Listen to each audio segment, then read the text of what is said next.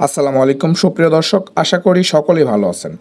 আলহামদুলিল্লাহ, আপনাদের দয় আমিও ভালো আছি। দর্শক, আপনাদের সাথে আছি আমি অধ্যয়নরত ডিপ্লোমা কৃষিবিদ মাহফুজুর রহমান। আলোচনার আজকের পর্বে আপনাকে স্বাগতম। সুপ্রিয় দর্শক, আজকের আলোচনায় বিস্তারিতভাবে থাকছে পুঁইশাকের পাতায় রেড স্পট রোগ সম্পর্কে। এই রোগটি হলে আমাদের কি করণীয়, কি পদক্ষেপ গ্রহণ করলে আমরা এই রোগ থেকে মুক্তি পাবো। তাই আর দেরি না করে চলুন বিস্তারিত আলোচনা শুরু করা যাক। আলোচনা শুরু করার আগে আপনারা যারা কৃষিকে ভালোবাসেন, কৃষি কাজের সাথে সম্পৃক্ত আছেন, তাদের কাছে একটা রিকোয়েস্ট থাকবে, আমাদের চ্যানেলটি সাবস্ক্রাইব করে আমাদের পাশে থাকুন। দর্শক বন্ধুরা, কথা বলছি পুঁইশাকের পাতায় রেড স্পট রোগ সম্পর্কে। প্রথমত আলোচনা করব পুঁইশাকের পাতায় রেড স্পট কেন পড়ে এবং পাতাগুলো কেন ছিদ্র হয়ে যায়। প্রিয় দর্শক শ্রোতা, এটি মূলত একটি ছত্রাকবাহিত রোগ। সার্কোস্পোরা বেটিকোলা নামক ছত্রাক দ্বারা এই রোগটি সংঘটিত হয়ে থাকে। প্রিয় দর্শক শ্রোতা, এটি মূলত ছত্রাকজনিত একটি রোগ।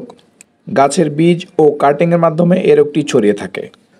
প্রিয় দর্শক শ্রোতা, পুঁইশাকের গাছে রেড স্পট রোগ হলে এবং ধীরে ধীরে এটি সম্মিলিত হয়ে বড় আকার ধারণ করবে এবং পরবর্তী সময়ে পুরো পাতাই মারা যাবে এবং ধীরে ধীরে সম্পূর্ণ গাছটিও মারা যেতে পারে।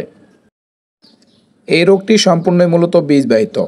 আপনারা পুঁইশাক লাগানোর সময় বীজ অথবা কাটিংয়ের মাধ্যমে লাগিয়ে থাকেন। বীজ রোপণের আগে বীজটি শোধন করে মাটিতে অথবা টবে রোপণ করলে এ ধরনের ছত্রাকনাশকের আক্রমণ থেকে রক্ষা পাওয়া যায়।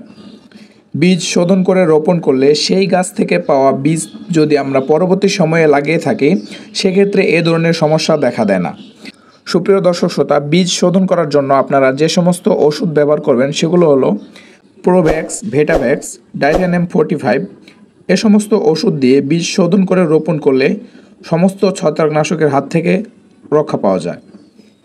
প্রিয় দর্শক শ্রোতা, বীজ শোধনকারী এ সমস্ত ওষুধ 1 কেজি বীজের জন্য 2.5 গ্রাম ব্যবহার করতে হয়। প্রিয় দর্শক শ্রোতা, খেয়াল করুন গাছের সম্পূর্ণ পাতায় না, মাত্র একটি বা দুইটি পাতায় যদি এ রোগের আক্রমণ দেখা দিয়ে থাকে, সেক্ষেত্রে ওই একটি বা দুইটি পাতা ছিঁড়ে দূরে ফেলে দিন।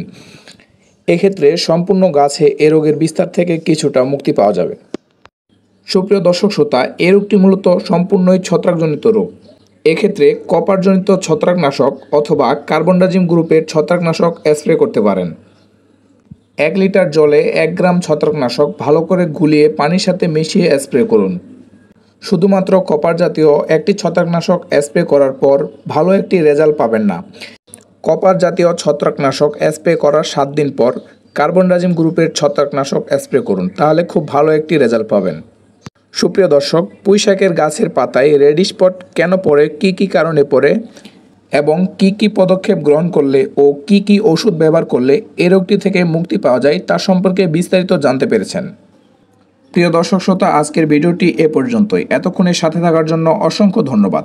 প্রিয় দর্শক, আপনি যদি আমার চ্যানেলে নতুন হয়ে থাকেন, আপনার কাছে একটাই রিকোয়েস্ট, আমাদের চ্যানেলটি সাবস্ক্রাইব করে আমাদের পাশে থাকুন। এতক্ষণে ভালো থাকবেন, সুস্থ থাকবেন। আসসালামু আলাইকুম। সুপ্রিয় দর্শক, আপনারা যারা আমার চ্যানেলটি এখনও সাবস্ক্রাইব করেননি, তাদের কাছে একটা রিকোয়েস্ট থাকবে, চ্যানেলটি সাবস্ক্রাইব করুন।